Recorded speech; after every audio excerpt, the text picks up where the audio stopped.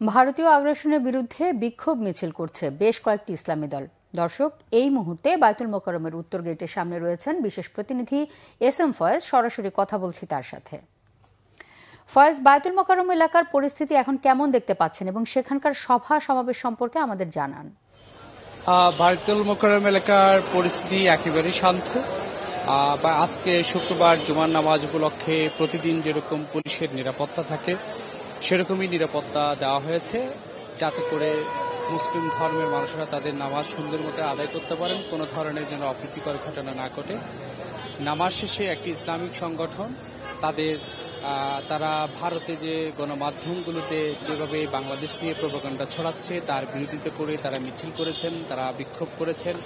তারা ভারতের যে পণ্য সেটি বর্জন করার কথা বলছেন। তারা বলছেন ভারত বাংলাদেশের বন্ধুত্ব স্বরূপ সে আচরণ করতে হবে। বাংলাদেশ নিয়ে তারা যে মিথ্যা গুজব ভিত্তিহীন তথ্য ছড়াচ্ছে এটি একেবারেই কাম্য নয়। বাংলাদেশে হিন্দু, খ্রিস্টান, বৌদ্ধ তারা সবাই ভালো আছেন, কোনো ধরনের সমস্যা নেই।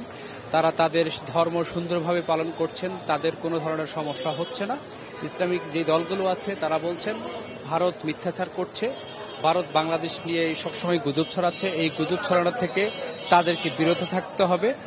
তারা যে ইসকন যে সদস্য চিন্ময়কে গ্রেপ্তার করা হয়েছে তার গ্রেপ্তারের বিষয় তাকে সুনির্দিষ্ট অভিযোগে গ্রেপ্তার করা হয়েছে, তাকে আদালতের বিষয় রয়েছে, তার বিরুদ্ধে সুনির্দিষ্ট অভিযোগ রয়েছে, কিন্তু বাংলাদেশের অভ্যন্তরীণ বিষয়ে তা ভারত যেভাবে নাক গলাচ্ছে এভাবে নাক গলানো ঠিক না বলে তারা এই ধরনের স্লোগানগুলো তারা এখানে দিচ্ছেন।